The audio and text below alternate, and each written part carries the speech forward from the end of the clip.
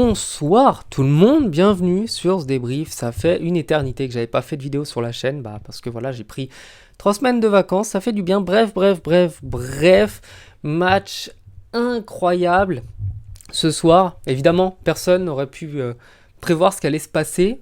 Sinon, c'est pas drôle déjà.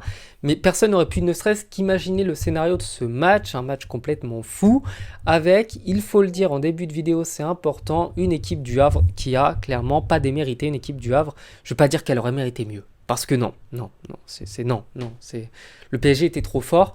Le Havre a mérité son point. Et le Havre a mérité vraiment ce résultat. Ils auraient pu même perdre le match, ça aurait été même plus encore logique qu'ils perdent, mais...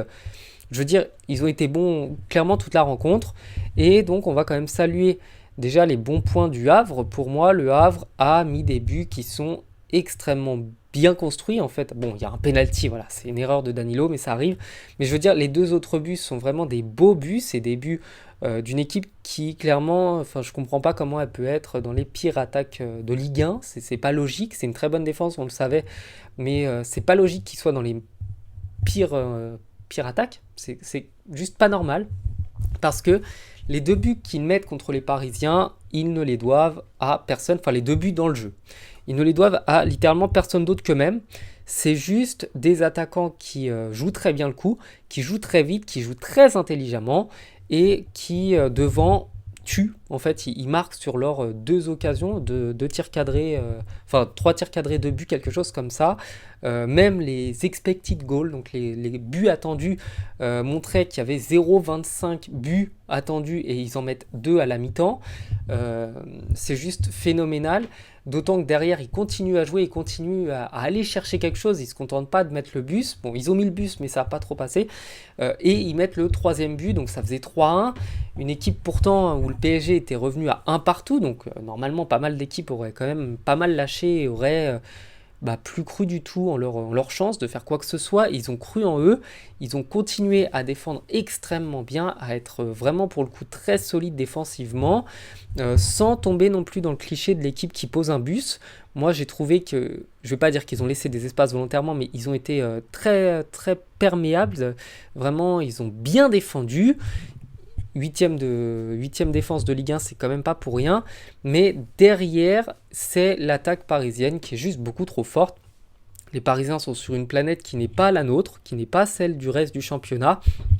Les Parisiens font une rencontre, je vais pas dire qu'elle est mauvaise, parce que même s'ils prennent 3 buts, même si jusqu'à la 95e ils sont menés et ils filaient tout droit vers une défaite, cette équipe parisienne, pour moi, elle a fait un bon match. Vraiment, c'était juste une bonne rencontre des Parisiens. Les Parisiens, ils ont été très offensifs. Les Parisiens ont très bien attaqué. Ils ont été vraiment très entreprenants. Ils sont tombés face à une défense du Havre qui a parfaitement bien défendu jusqu'à la 95e minute où ils prennent ce fameux 3e but qui leur coûte très cher par contre pour la course au maintien. Mais cette équipe parisienne, elle n'a pas montré un jeu nonchalant, un jeu où on se dit ils font tourner la balle pour rien. Non, ils ont clairement tenté d'attaquer. Ils ne sont pas parvenus à marquer et c'est juste ça qui a fait qu'ils n'ont pas marqué plus de buts. Bon, ils en mettent 3, mais voilà.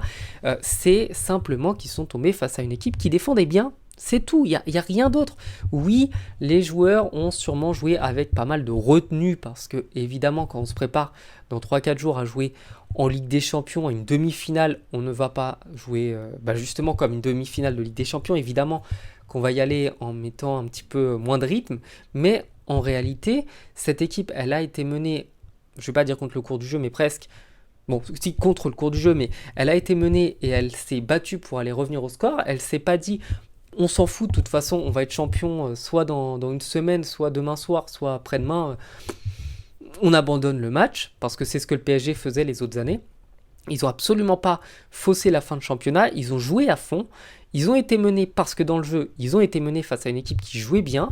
Ils sont revenus forts et ils ont tout donné pour aller égaliser, pour aller même remporter ce match, simplement parce que c'est une équipe qui, grâce à Luis Enrique, refuse la défaite. C'est une équipe qui a vraiment montré qu'elle avait du cœur. C'est une équipe qui a un énorme collectif.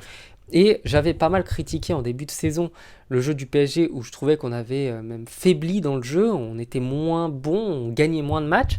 Mais en réalité, cette équipe, elle était en pleine reconstruction. C'est assez hallucinant de se dire que Là où on se plaignait d'un PSG nonchalant avec des superstars, on a un Gonzalo Ramos que littéralement personne connaissait hein, avant qu'il arrive, qui met des buts à la 95e à la 95e minute, pardon, à la Cavani et qui fête ça comme s'il avait remporté la Ligue des Champions. On a dans le même temps tout le stade qui explose sur l'égalisation face au Havre, mais on est des malades. Cette équipe, elle a complètement changé sa façon de vivre. C'est pas Mbappé en plus qui a été le meilleur dans la rencontre. Pour moi, le meilleur dans la rencontre, ça a été Dembélé, encore une fois, qui est vraiment extraordinaire, qui est vraiment très bon. L'entrée de Ramos, elle est juste géniale. Kangin il a été extrêmement bon aussi. Et dans l'ensemble, à part Colomwani qui a été en dessous, et on lui souhaite évidemment de se remettre moralement et de vraiment, je vais pas dire grandir, mais de juste retrouver le niveau qu'il avait avant. Toute l'équipe, elle a été concernée en fait. Il y a eu des buts, c'est vrai, on a pris trop de buts, on a pris 3 buts. Mais cette équipe parisienne les prend face à une belle équipe. Et cette équipe parisienne, elle se bat pour remporter, pour au moins avoir le match nul. Non, c'est juste hallucinant. Je pense que cette équipe parisienne, elle a l'état d'esprit qu'il faut pour aller extrêmement loin. Évidemment, au championnat, ils vont le remporter. Mais aller extrêmement loin en Ligue des Champions. Je pense qu'ils peuvent aller au bout. Parce que je suis pas sûr que Dortmund face au PSG, enfin par rapport au PSG, ait le même effectif, le même niveau. C'est juste hallucinant de se dire que cette équipe-là, elle est, je vais pas dire invincible, elle va perdre des matchs, elle va en perdre. Même si Luis Enrique et Mbappé restent, hein, elle va en perdre. Je dis pas qu'ils vont remporter la Ligue des Champions, mais cette équipe, elle montre qu'elle a du cœur. Et ça, pour moi, c'est l'énorme travail de Luis Enrique, c'est de s'être débarrassé des superstars, d'avoir gardé aucune star, et par contre d'avoir donné un cœur à cette équipe, quelque chose comme ça qui fait que les joueurs, on les sent concernés, on sent que tout le monde est concerné. Parce que comme il n'y a pas de superstar, il n'y a personne qui prend une place de titulaire indiscutable, tout le monde peut circuler, tout le monde peut bouger, tout le monde peut être sur le banc.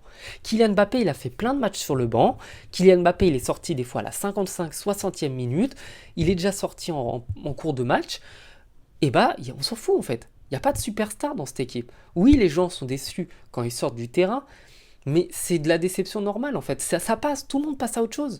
Dembélé, il sort à la 45e alors qu'il est sur un nuage depuis plusieurs semaines. Il s'en fout. Il n'y a pas d'histoire, il n'y a pas d'embrouille. Tous les joueurs sont concernés, tous les joueurs savent que ils forment un groupe. C'est pas des individualités, c'est un groupe. Et ça, pour moi, c'est juste extraordinaire. Le PSG a complètement changé d'état d'esprit. C'est très agréable de voir ce PSG-là. Je leur souhaite évidemment, bon, voilà. Demain, ils pourraient être champions. Ça aurait été mieux de l'être au parc. Hein, ça aurait été vachement plus sympa. Mais ils ont clairement d'autres ambitions. Il y a la Coupe de France à aller chercher, il y a le championnat à aller chercher, il y a la Ligue des Champions à aller chercher. Je rappelle que le PSG est seulement à 270 minutes d'un titre de champion d'Europe. Et quand on voit l'état d'esprit qu'il y a, plus que l'effectif, c'est surtout l'état d'esprit qui compte.